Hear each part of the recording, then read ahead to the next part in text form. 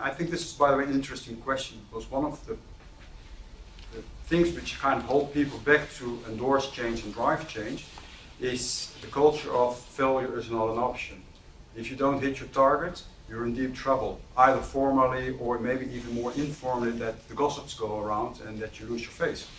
So I actually should have a culture where failure is an option, fail fast and learn fast, and whenever something goes wrong, that actually you will have an open conversation about why did this go different than expected and actually desired, what can we learn from it, and how are we going to solve the root cause of that.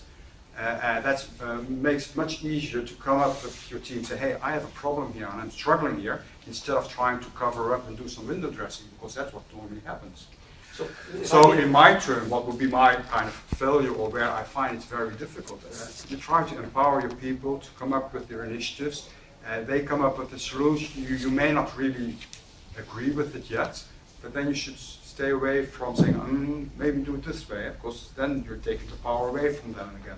So that works fine until the heat goes up and the pressure goes up.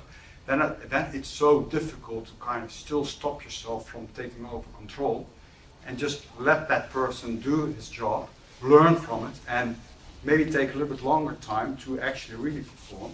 Give it the time. And I know how difficult it is when the pressure on your shoulders becomes high.